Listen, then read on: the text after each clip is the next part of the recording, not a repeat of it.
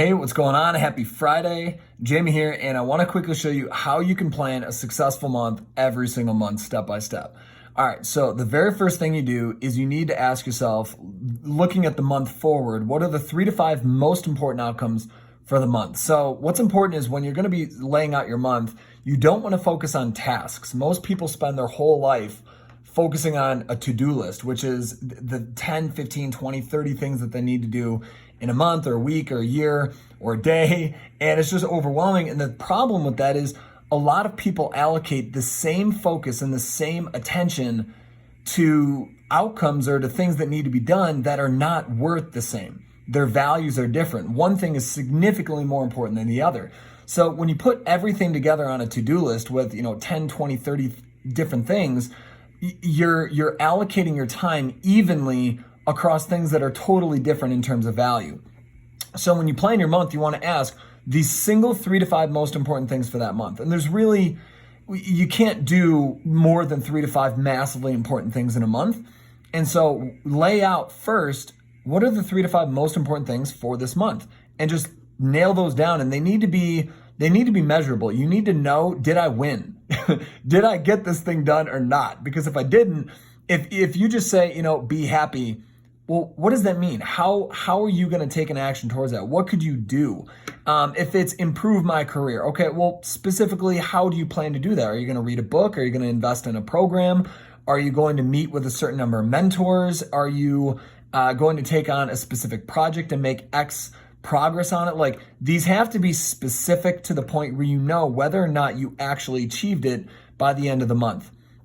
So then once you've laid out your top 3 to 5 most important outcomes for the month, then what we need to do is take each individual outcome. So you can see here where it says outcome number 1, all you're doing is taking this one, outcome 1, and you're going to need to break down all 5 of these separately. So for this individual outcome number 1, you then want to ask, what are all the progressive steps that I need to take in order to eventually achieve outcome number 1? Now, there might be 3 things that you need to do. It might be 4 things, 10 things, 20 things. I don't know what your outcome is, but you need to create the sequence of events for each of these outcomes that need to be achieved. So that's the second step. And then the third step is figuring out what are the milestones or outcomes. So you're going to take the sequence of events and chop it up into, almost think of it as like quarters. So if you have 16 events or 16 actions, maybe you take 4 of those actions for each week. So you need to determine the milestones or the outcomes to be achieved for each week of the month. So what that means is for week 1, you're going to be doing very, very similarly to what you did for the month. You need to do that for the week. What are the 3 to 5 most important things that I will have done by the end of week 1? And then ask yourself the exact same thing. What are the 3 to 5 most important things for week 2, for week 3, and week 4? And so you begin to create these check-in points, these progress points, these milestones, where all right, did I achieve what I was supposed to in week 1? All right, did I achieve what I was supposed to in week 2? So once you have the outcomes for the weeks, then what we can do is we can get that. Can you see that? Perfect. All right. So then what we can do is we can take those actionable steps, those sequences that we created for the monthly outcomes, and we can begin allocating those steps into the 3 to 5 most important, you can allocate the actionable steps for each of the 3 to 5 most important monthly outcomes. So again, that's these sequence of events, these actions. You can begin allocating those into the weeks. So you can see that you have for week 1, week 2, week 3, week 4, we have, all right, what are the 3 to 5 most important outcomes for each of these weeks? And we have to be able to visualize those very, very easily. All right, this week, all I'm supposed to focus on are these 3 to 5 things. These are the single most important things. These are the must-dos. There's going to be a lot of other stuff in your life that you also want to do, but if these 3 to 5 things don't get done, you failed the week. So you must know what are my winning metrics? What are the things that must get done? So then once you've laid out the outcomes for the weeks, then you literally take those action steps and begin laying out, all right, if I'm going to achieve these 3 to 5 things in week 1, I need to do this on Monday, this on Tuesday, these things on Tuesday, these things on Wednesday, Thursday, Friday, Saturday, Sunday. And you literally plug in action items for each of the days. And you're doing this on, if this is for August, then you're doing this on, call this July 31. You're doing this on the day before the month. So when you actually start your month, you actually have a full built out monthly schedule of what are the most important things to do each day of this month that are going to lead to me achieving these weekly outcomes that will lead to me achieving the overall 3 to 5 monthly outcomes.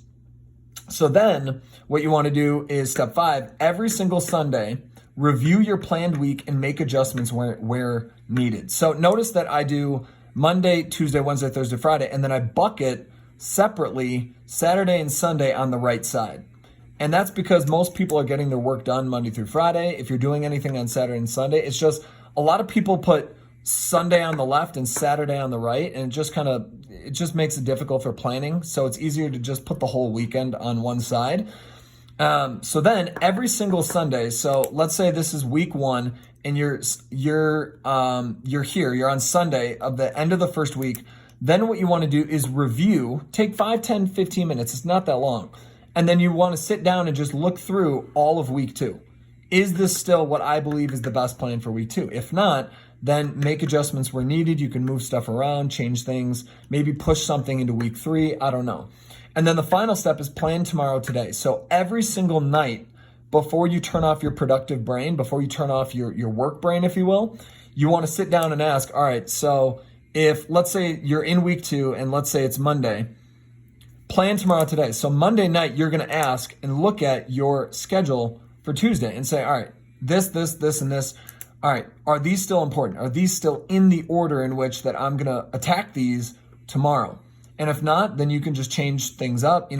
Make sure that when you wake up, you don't want to wake up Tuesday morning, this day, and ask, okay, what am I doing today? It should literally be wake up, you crush your morning routine, you sit down, you're ready to get to work, and you know exactly what to do step by step by step by step by step. You should not be strategizing your mornings. It should be by the time you hit the morning, you already know exactly what to do. So in summary, you want to plan your month first, then your weeks, then your days. And then in terms of actually executing, what you want to do is every Sunday, you want to do a weekly review of the upcoming week. And then every single evening, you want to do a daily review of the prior day, of the next day, to make sure that when you wake up, all you have to do is start taking action. You don't have to plan. So this is how you can plan an incredibly awesome, fantastic, successful month. And I hope this has been super helpful for you. Have an outstanding day.